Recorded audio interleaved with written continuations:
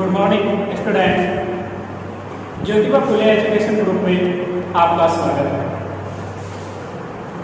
Geography के online class में यह तीसरी वीडियो है।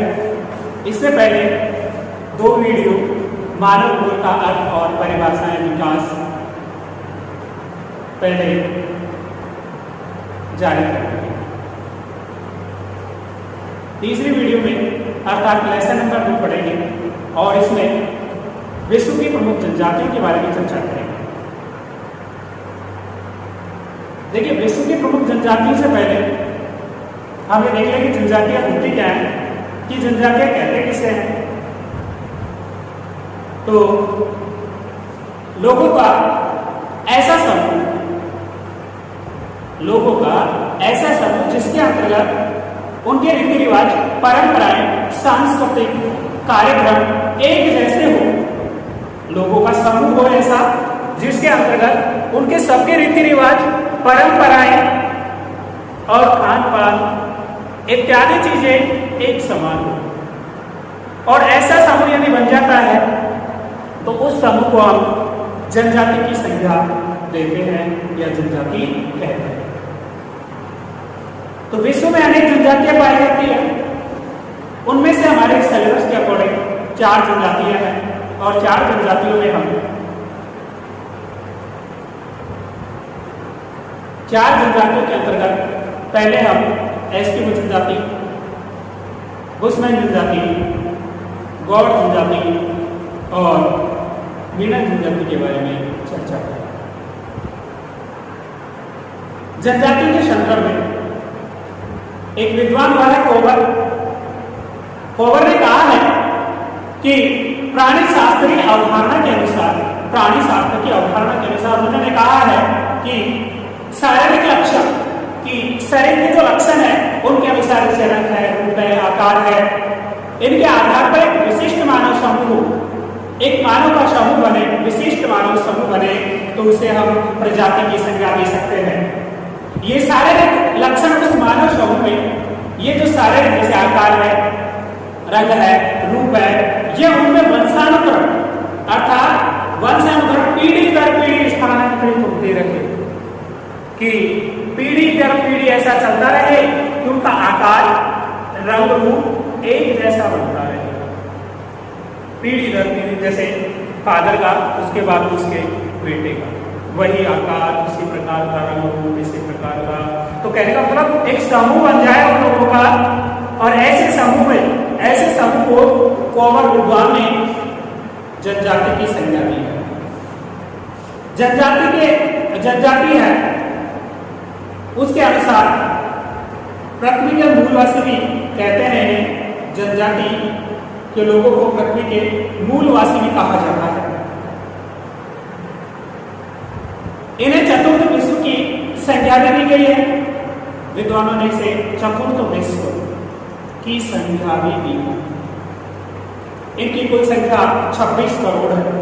जनजाति की संख्या यदि मानी जाए तो 26 करोड़ बताई गई है। और कुल जनसंख्या का जो संपूर्ण विश्व की जनसंख्या है, उसका कुल जनसंख्या का मात्र 4% है। मात्र 4% है। विश्व में सर्वाधिक जनजातियां हैं। विश्व में जो सर्वाधिक जनजातियां पाई जाती है वो अफ्रीका महाद्वीप में पाई जाती है। अफ्रीका महाद्वीप में विश्व की सर्वाधिक जनजातियां पाई जाती हैं। और उसके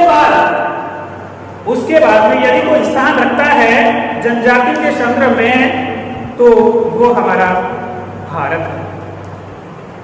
अर्थात यूं कहें कि अफ्रीका के बाद में जनजातियों के संदर्भ में दूसरा स्थान भारत का है।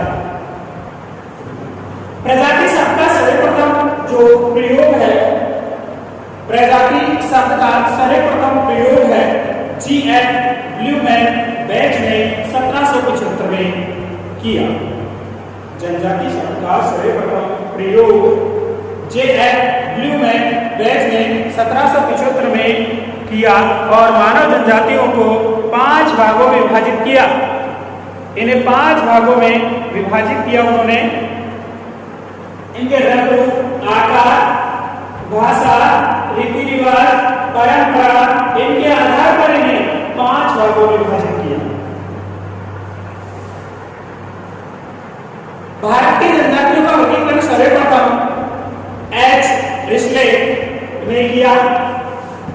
एच रिश्ले ने सर्वप्रथम भारत की जो जनजातियां हैं उनका वर्गीकरण किया। और जबकि विश्व की जनजातियों का वर्गीकरण है कार्ल लिनियस ने किया। कार्ल लिनियस ने किया। और 1919 में ग्रिफिथ टेलर द्वारा एक सिद्धांत प्रस्तुत किया गया, जॉन एंड स्टार्ट थ्योरी, प्रवास कटिडोन सिद्धांत। ये भी जनजातियों से संबंधित है। जनजातियों के संदर्भ में उन्होंने इस सिद्धांत को प्रस्तुत किया। टेलर ने विश्व की जनजातियों को मुख्य रूप से 7 भागों में विभाजित किया है। जो ग्रिफिथ टेलर है उन्होंने विश्व की जो समस्त जनजातियां पाई जाती हैं उनको 7 भागों में विभाजित किया है। और टेलर के अनुसार मध्य एशिया भूमध्य सागरीय क्षेत्र में सबसे पहले प्रजातियों का उद्भव हुआ। टेलर कहते हैं कि सबसे पहले जो जनजातियों का उद्भव हुआ है वो मध्य एशिया और भूमध्य सागर क्षेत्र में हुआ है। इस क्षेत्र की जलवायु मानव विकास के लिए उपयुक्त और अनुकूल मानी गई है कि मध्य एशिया और भूमध्य सागर जो जलवायु है वो मानव जीवन के लिए, मानव विकास के लिए अनुकूल मानी गई है। मध्य एशिया को मानव सभ्यता का पालना भी कहा जाता है। मध्य एशिया को मानव का सभ्यता का पालना भी कहा जाता है।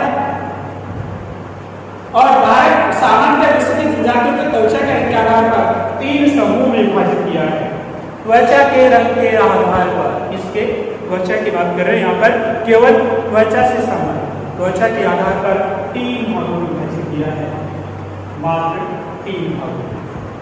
3 में है निग्रोइड जिसका रंग काला है, अफ्रीका में पाई जाती है। और इसकी उप जनजातियां हैं पिग्मी और बुशमैन। दूसरी है काकेसाई, श्वेत कलर सफेद है इनका, और क्षेत्र ये यूरोप में पाई जाती है। और नार्डिक अल्पाइन इनकी उप जनजातियां हैं। इसके अलावा तीसरी जो जनजाति है कलर के आधार पर वो बताई गई है मंगोलिया, और इनका रंग है पीला। यूरेशिया यूरोप और एशिया दोनों में पाई जाती हैं। देखिए यूरेशिया कहा जाता है यूरोप और एशिया को मिला। तो यूरेशिया में और कंटारा में यह जनजाति पाई जाती है। और इसकी जो जनजातियां हैं वो है एस्किमो और मंगोलिया। इसके अलावा विश्व की प्रमुख जनजातियां हैं उनमें ठंडे प्रदेशों में निवास करने वाली जनजाति है वो है एस्किमो। ठंडे प्रदेश में निवास करने वाली जनजाति एस्किमो। और एस्किमो अलास्का, उत्तरी कनाडा व ग्रीनलैंड, सेमाइट्स यूरोप के टुंड्रा प्रदेशों में निवास करती है। देखिए आगे एस्किमो जनजाति के बारे में हरिश्चंद्र में पढ़ेंगे तो वहाँ पर एक डिटेल पढ़ेंगे। पहले जो विश्व की प्रमुख जनजातियां हैं उनके क्षेत्र में पाई जाती है उनके बारे में। दूसरा विश्व के सघन वनों में निवास करने वाली जनजाति पिग्मी जो कार्गो बेसिन और सेवांग व सकाई मलेशिया इनमें निवास करती है। तीसरी है कालाही मरुस्थल, अफ्रीका का कालाही मरुस्थल है उसमें निवास करने वाली जनजाति है बुशमैन। अगला है उष्णकटिबंधीय घास स्थल में निवास करने वाली जनजाति मसाई। अफ्रीका बंटू अरब मरुस्थल में निवास करती है। समशीतोष्ण कटिबंधीय घासीय मैदान, समशीतोष्ण सामान्य समान और शीतोष्ण शीत और अर्थात यहाँ पर समान रूप से जलवायु ना तो अधिक ठंड हो और ना अधिक गर्म है। तो समशीतोष्ण कटिबंध में निवास करने वाली जनजाति है किर्गिज जो कि मध्य एशिया में पाई जाती है। ये तो ही सामान्य जनजाति के बारे में चर्चा। अब हम स्पेशली एस्किमो जनजाति के बारे में चर्चा करेंगे। एस्किमो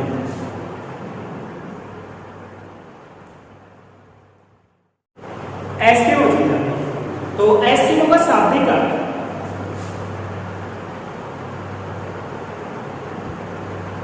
एस्किमो जनजाति, और एस्किमो का शाब्दिक अर्थ होता है कच्चा मांस खाने वाला। अर्थात हम कहें कि जो लोग कच्चा मांस खाते हैं उनको एस्किमो बताया गया है। एस्किमो का शाब्दिक अर्थ है कच्चा मांस खाने वाला। एस्किमो जनजाति मंगोल प्रजाति से संबंधित है।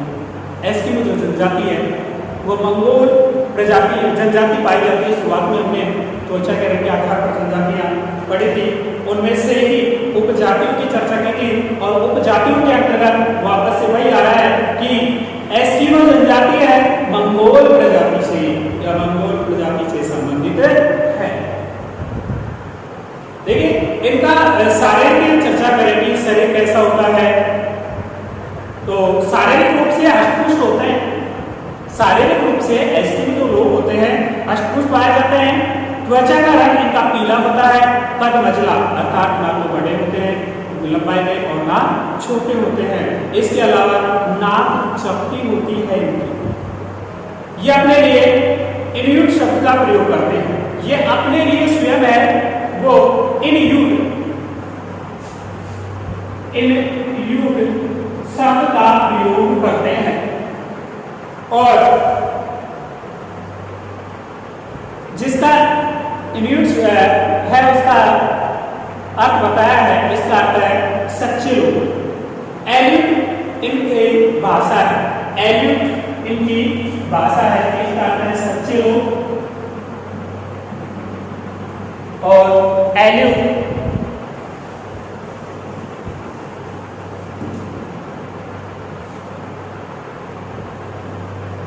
इनकी भाषा अर्थात इस भाषा में अपनी वार्तालाप करते हैं। एस्किमो अपने प्रश्न मुद्रा के लिए विश्वविख्यात है, अर्थात ये हमेशा मुस्कुराते हुए प्रसन्न रहते हैं हमेशा।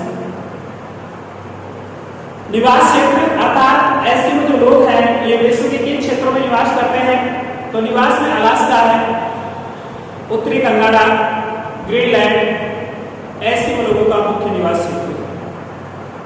अलास्का, उत्तरी कनाडा व ग्रीनलैंड इन क्षेत्रों में ये मुख्य रूप से निवास करते हैं। इनकी कुल जनसंख्या 10,000 है। इनका निवास क्षेत्र कठोर जलवायु का क्षेत्र है। इनके निवास क्षेत्र की बात करें तो ये अर्थात की जलवायु की बात करें तो कठोर जलवायु पाई जाती है, जहाँ वार्षिक तापमान 0 डिग्री सेंटीग्रेड से भी नीचे और शीत ऋतु बहुत लंबी पाई जाती है। यह यूँ कहा जाए कि 6 माह यहाँ की शीत ऋतु लंबी होती है। और वनस्पति का अभाव पाया जाता है।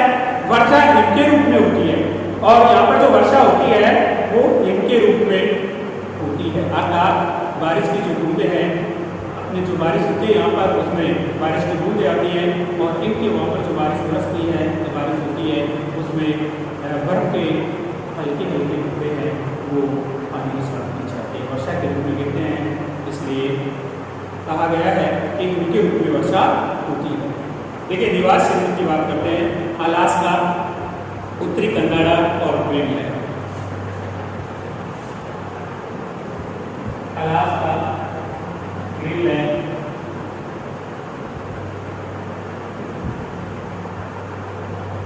अलास्का, ग्रीनलैंड और तीसरा बताया है उत्तरी कनाडा। मुख्य रूप से किन्हीं क्षेत्रों में ये लोग निवास करते हैं। अब है इनका आर्थिक क्रियाकलाप कि ये करते क्या है, अर्थात अपना जीवन यापन कैसे करते हैं, जीविकोपार्जन किस प्रकार चलाते हैं। तो देखिए मानव अपनी जीविकोपार्जन के लिए कुछ न कुछ क्रियाकलाप जरूर करता है, अपने परिवार को चलाने के लिए, अपनी जो आवश्यकताएं उनकी पूर्ति करने के लिए कुछ क्रियाकलाप करता है। वैसे ही एस्किमो जो लोग हैं वो अपनी आर्थिक या अपनी आवश्यकताओं की पूर्ति के लिए कुछ क्रियाकलाप करते हैं, उनको आर्थिक क्रियाकलाप के अंतर्गत रखा गया है। और आर्थिक क्रियाकलाप में आर्थिक मछली पकड़ना, आर्थिक मतलब शिकार करना, और मछली पकड़ना, खाद्य संग्रहण अर्थात भोजन इकट्ठा करना एस्किमो लोगों की आजीविका का मुख्य आधार है। अपनी जीविकोपार्जन के लिए ये लोग शिकार करते हैं। आर्थिक मीन्स शिकार करना, तो शिकार करते हैं, मछली पकड़ना इनका कार्य है। अर्थात मुख्य रूप से यूँ कहें कि मछली का इनके जीवन में अत्यधिक उपयोग है। और खाद्य संग्रहण अर्थात भोजन इकट्ठा करना, ये इनके मुख्य रूप से आर्थिक क्रियाकलाप है। आर्थिक दो प्रकार के प्रचलित है। आर्थिक में सभी होता है आपको शिकार करना। तो आर्थिक दो प्रकार के प्रचलित हैं। ये आर्थिक करते हैं शीतकालीन आर्थिक और बसंतकालीन आर्थिक। शीतकालीन अर्थात सर्दियों में किया जाने वाला आखेट हो गया, और बसंतकालीन आखेट जो बसंत ऋतु में किया जाता है इनके द्वारा वो आखेट। तो शीतकालीन आखेट है, उसमें दो विधियां पाई जाती हैं। जो शीतकालीन आखेट करते हैं, शीतकाल में जो ये शिकार करते हैं, उनमें दो विधियां पाई जाती हैं। अर्थात जो मछली है उसको पकड़ने के लिए दो प्रकार की विधियां काम में लेते हैं। एक है माउपात और दूसरी है इतुपात। एक तो है माउपात, शीतकालीन आखेट के अंतर्गत शीतकालीन आखेट, और इसके अंतर्गत की जाने वाली जो शिकार है या आखेट है वो दो प्रकार से है, माउपात और इतुपात। देखिए दोनों जो माउपात है इतुपात है, दोनों में है जो शिकार किया जाता है इनके द्वारा मछली। विधियां हैं शिकार अर्थात मछली को पकड़ने की विधियां हैं, इनके द्वारा जो उपयोग में ली जाती है। माउपात का शाब्दिक अर्थ है प्रतीक्षा करना, कि माउपात इनके द्वारा जो उपयोग ली गई है इसका शाब्दिक अर्थ बताया गया है प्रतीक्षा करना, कि किसी का इंतजार। अर्थात ये लोग हैं जो मछली आने का वेट करते हैं, और आने के बाद हार्पून की सहायता से, हार्पून एक भालेनुमा हथियार है जो इस शिकार में काम लेते हैं। इनका जो हार्पून है इनका हथियार है शिकार करने का, जो एक भालेनुमा होता है। तो उसकी सहायता से सील मछली का शिकार उस समय किया जाता है जब सील मछली बर्फ में बने छिद्र में श्वास लेने आती है। मान के चलिए कि ये क्षेत्र है, इसमें श्वास लेने के लिए मछलियां हैं ऊपर की ओर आती है, श्वास लेने के लिए ऊपर की ओर आती है। जैसे ही ऊपर की ओर आती है श्वास लेने के लिए, ये लोग इंतजार करते रहते हैं इस चीज का कि कब आएगी बाहर श्वास लेने के लिए, और जैसे ही वो बाहर आती है तो अपनी हार्पून नामक हथियार से उसका शिकार कर देते हैं। अर्थात उस मछली पर हार्पून नाम भालेनुमा जो हथियार है उसको उस पर वार कर देते हैं और ये शिकार कर लेते हैं। दूसरा है इतुपात। इतुपात विधि में क्या होता है कि सील मछली है वो बाहर जैसे भोजन के लिए है बाहर आती है, इसमें हार्पून नामक हथियार है, इससे ही वार किया जाता है।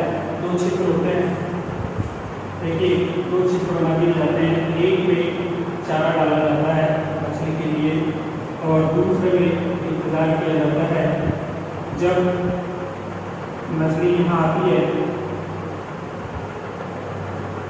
चारा लेने के लिए। जो हलचल होती है, हलचल होते ही तुरंत पीछे वाले छिद्र से वार कर दिया जाता है हार्पून से, और फिर मछली का शिकार कर लिया जाता है। तो इस प्रकार प्रतीक्षा इतुपात विधि में दो छिद्र बनाकर सील मछली का हार्पून की सहायता से शिकार करते हैं, और मछली का शिकार उस समय किया जाता है जब वो चारा अर्थात जो दाना डाला गया है उसको खाने के लिए वो जब आती है। क्योंकि सील मछली में मांस, चर्बी से रोशनी, त्वचा से कपड़ा और तंबू बनाया जाता है, इसलिए इनके जीवन में सील मछली का विशेष महत्व है। सील मछली का इनके जीवन में विशेष महत्व रहा है, क्योंकि ये इनका उपयोग है मांस के रूप में करते हैं, चर्बी के रूप में करते हैं, त्वचा के कपड़े और जो उनके वेशभूषा है कपड़ा उनके लिए भी करते हैं। इसके अलावा तंबू बनाया जाता है।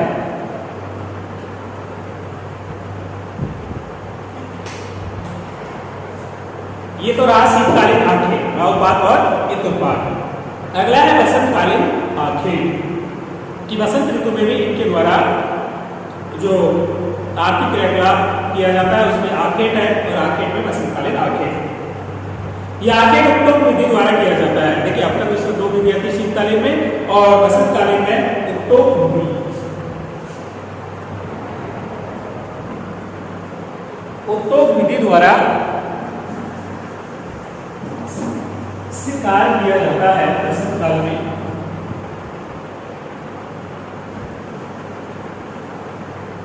उपटोक विधि क्या है कि इसमें शिकारी कुत्तों की सहायता से, रेंडियर होते हैं इनके कुत्ते, वहां पर इनके पालतू कुत्ते होते हैं रेंडियर जो कुत्ते हैं, तो उन कुत्तों की सहायता से ये सील मछली का शिकार करते हैं। परिवहन के लिए चमड़े से बने नाव, परिवहन के लिए यदि शिकार करने के लिए जाते हैं तो परिवहन करते हैं, और परिवहन के लिए नाव का प्रयोग करते हैं, और नाव को कयाक कहा जाता है। इनकी जो इनके द्वारा नाव उपयोग में ली जाती है उसको कयाक कहा जाता है। बसंतकालीन आखेट के अंतर्गत उपयोग में कुत्ता जो इनका रेंडियर है, कुत्ता, उसके अलावा कयाक जो नाव है, इसके अलावा ये लोग इनका प्रयोग करते हुए अपने सामाजिक स्तर का निर्धारण करता है, अर्थात अपना शिकार कर लेते हैं ये लोग इनकी सहायता से। और रेंडियर जो कुत्ता है इनका, वो सामाजिक संपत्ति व सामाजिक स्तर का निर्धारण करता है। जिसके पास रेंडियर कुत्ता पाया जाता है कहा जाता है कि समाज में उनका स्थान ऊंचा होता है, और संपत्ति का निर्धारण, अर्थात यूँ कहा जाए कि धनी वर्ग का या धनी वर्ग के लोगों के पास रेंडियर कुत्ते पाए जाते हैं, अर्थात इनका निर्धारण नहीं किया जाता है। आगे है भोजन। भोजन के अंतर्गत एस्किमो लोग सील मछली व स्थलीय जीव जंतुओं से भोजन प्राप्त करते हैं। मुख्य रूप से भोजन के रूप में सील मछली वगैरह इनका उपयोग करते हैं, और स्थलीय जो जीव जंतु पाए जाते हैं उनका प्रयोग भी ये लोग अपने भोजन के रूप में करते हैं। वस्त्र के एस्किमो लोग हैं किस प्रकार के वस्त्र पहनते हैं, तो एस्किमो के वस्त्र कैरिबो व ध्रुवीय भालू की खाल से बने होते हैं। कैरिबो और ध्रुवीय भालू की खाल से बने हुए होते हैं, क्योंकि शुरुआत में बताया गया था कि यहाँ पर तापमान 0 डिग्री सेंटीग्रेड से भी कम पाया जाता है, अर्थात इनके शरीर को गर्म रखने के लिए या अपने शरीर को ये लोग बचाने के लिए ऐसे वस्त्रों का उपयोग करते हैं जो इनके शरीर को शारीरिक रूप से गर्मी को, अर्थात गर्मी बने रहे, या फिर यूँ कहे कि सामान्य इनका जो शरीर है वो तापमान को कर सकता है। वस्त्र बनाने का कार्य मुख्य रूप से स्त्रियां करती हैं। जो वस्त्र बनाने का कार्य है वो मुख्य रूप से स्त्रियों द्वारा किया जाता है। बाजूदार जर्सी को टिबियाक कहा जाता है। बाजूदार जर्सी अर्थात जर्सी नुमा एक वस्त्र होता है, बाजूदार फुल बाजू का होता है, तो जरा जूते भी शर्ट डाले हैं, सर्दी में रहते हैं तो बाजू बाजू पहनते हैं।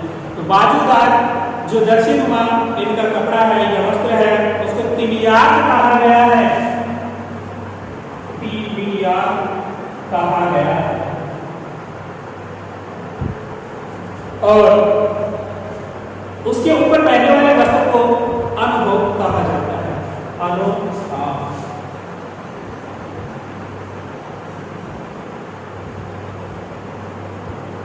जर्सी नुमा, टिबियाक और अनुभव नीचे वाला। सील मछली की खाल से बने जूतों को कार्मिक कहा जाता है। सील मछली की खाल से जो बने हुए जूते हैं उनको कार्मिक कहा गया है। एस्किमो जनजाति का निवास है कि ये लोगों का घर किस प्रकार होता है, किस प्रकार का बना होता है। तो एस्किमो जनजाति के घर मुख्य रूप से 3 प्रकार के होते हैं। इनके जो घर पाए जाते हैं वो मुख्य रूप से 3 प्रकार के होते हैं, जिनमें पहला है इग्लू। यह बर्फ से बना शीतकालीन निवास गृह है। इग्लू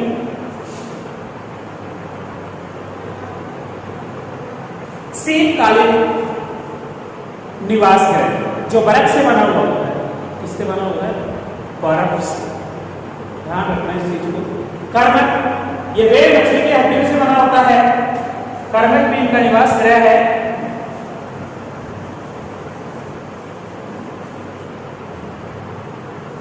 ये तो बना होता है बर्फ का। दूसरा है कर्मक, जो व्हेल मछली की हड्डियों से बना हुआ होता है। तीसरा है तंबू, ग्रीष्मकालीन अस्थायी आवास जो सील मछली की खाल से बनी। तंबू जो सील मछली की खाल से अस्थायी आवास होते हैं। कैसे हैं? अस्थायी आवास। अब है यंत्र व उपकरण कि इनके द्वारा किन किन यंत्रों का उपयोग किया जाता है, कौन कौन से उपकरण है जो अपने जीवन में काम लेते हैं और उनके द्वारा अपना जो जीवन है वो चलाते हैं, शिकार वगैरह करते हैं। कयाक या उड़ियाक, कयाक या उड़ियाक एक प्रकार की नाव है, एक प्रकार की नाव है। उमिया बड़ी नाव है और वे मछली के शिकार में काम में ली जाती है। देखिए दोनों नाव है, लेकिन उमियाक है जो व्हेल मछली के काम में या शिकार में काम में ली जाती है। हार्पून भालेनुमा हथियार है जो सील मछली के शिकार में काम लेते हैं। स्लेज वालस मछली की हड्डियों से बनी बर्फ पर चलने वाली बिना पहियों की गाड़ी, अर्थात शॉर्ट में गए बिना पहियों की गाड़ी है स्लेज, जिसे रेंडियर कुत्ते हैं वो खींचते हैं, जो कि शिकार में सहायता करते हैं। समाज और संस्कृति, इनका समाज किस प्रकार का पाया जाता है, संस्कृति कैसी है इन लोगों की? तो एस्किमो लोगों का समाज है मित्र प्रधान है, अर्थात घर का मुखिया होता है वो पुरुष होता है। जो छोटे समूह में घुमक्कड़ जीवन व्यतीत करते हैं, और ये लोग हैं जो छोटे समूह में निवास करते हैं और अपना जीवन घुमक्कड़ रूप से जीते हैं। इनमें बहुपत्नी प्रथा प्रचलित है, एक से अधिक पत्नी रखने की प्रथा प्रचलित है। इनमें जादू टोनों में ये लोग विश्वास करते हैं। आज भी लोग अपने जादू के द्वारा जो जादू टोने होते हैं उनमें विश्वास करते हैं। बुढ़े में ऐसा व्यक्ति भोजन की कमी के कारण आत्महत्या कर लेते हैं।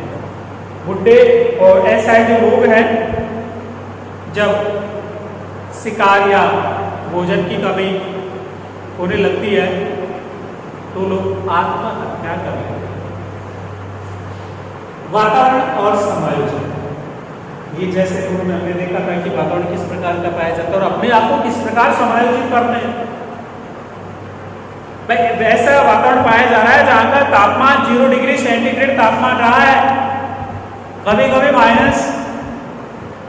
ऐसे वातावरण में अपने आप को कैसे समायोजित करते हैं, कैसे अपने आप को ढालते हैं लोग? तो ऐसे लोग अपने आप को कठोर जलवायु के अनुसार समायोजित कर लेते हैं और निवास गृह इग्लू बर्फ के बने होते हैं।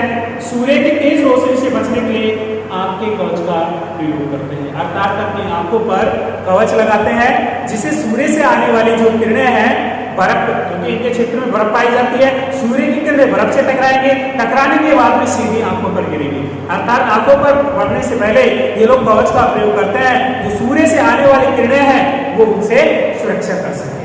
तो अपने आप को बचाने के लिए विभिन्न प्रकार के ये वस्त्र वगैरह या फिर जो कहे कि सुरक्षा के लिए विभिन्न औजार हैं उनका भी उपयोग करते हैं। इसके अलावा आधुनिक संस्कृति से संपर्क, देखिए ये अपने आप को भी एक अलग शुरुआत में बताया था कि ऐसे लोग जो अपना एक सांस्कृतिक जीवन, अलग रीति रिवाज परंपराएं हो, जिनका कोई मेल मिलाप अलग ही हो, बिल्कुल ऐसे लोगों को जनजाति की संज्ञा दी गई है। तो आधुनिक संस्कृति और इन लोगों का संपर्क कि किस प्रकार है आधुनिक लोगों से। तो एकाकी जीवन व्यतीत करने वाले, एकाकी अपने आप में अकेले जीवन यापन करने वाले ये लोग 1960 के पश्चात यूरोप अमेरिका के लोगों से संपर्क हुआ। 1960 के बाद इन लोगों का यूरोप और अमेरिका के लोगों से संपर्क हुआ और पारंपरिक वातावरण के रूपांतरण तीव्र गति से इनमें परिवर्तन आया। जैसे उन लोगों में संपर्क में आने के बाद इनमें अत्यधिक परिवर्तन देखा गया। अब ये लोग परिवहन के साधनों के रूप में, देखिए उस समय बात की कि ये लोग इसका प्रयोग करना स्लेज, जो इनकी नाव है बिना पहिए की, उसका उपयोग करते हैं। अब ये लोग मोटर वाहन का भी प्रयोग करने लगे और नाव भी मोटर द्वारा चलित उपयोग में लेने लगे हैं। इतने तीव्रगामी से इनमें परिवर्तन आया है। इसके अलावा स्कूटर का भी प्रयोग करने लगे हैं और मौन व्यापार की जगह नगद मुद्रा का व्यापार का चलन बढ़ा है। पहले मौन व्यापार किया करते थे, अब इनके व्यापार में भी मुद्रा का प्रचलन बढ़ा है। रहन सहन पहनावे में बदलाव आया है। जैसे जैसे लोग अन्य लोगों के संपर्क में आते गए, उन लोगों से संपर्क में आने के बाद अपने आप को ये लोग बदलने लगे। अमेरिकी सरकार द्वारा स्वास्थ्य सेवाएं उपलब्ध कराने के कारण कनाडा अलास्का में इनकी संख्या निरंतर बढ़ती जा रही है। अमेरिका ने इन लोगों को विभिन्न प्रकार की सुविधाएं उपलब्ध करवाई और सुविधाएं उपलब्ध कराने के बाद इनमें कनाडा और अलास्का में निरंतर संख्या बढ़ती जा रही है। देखिए एक मौन व्यापार आया था और मौन व्यापार के अंतर्गत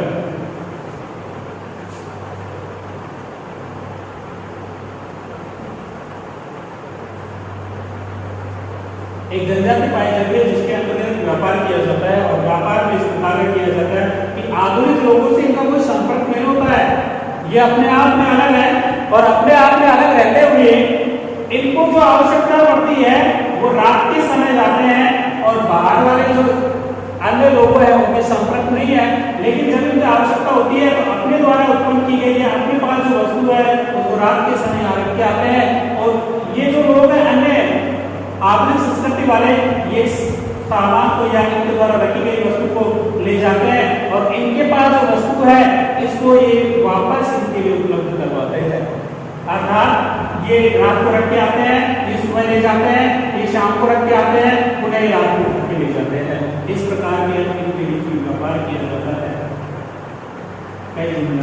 इस प्रकार एस्किमो जनजाति आज हमारा टॉपिक था और कंप्लीट हुई। कल हम बुशमैन जनजाति के बारे में चर्चा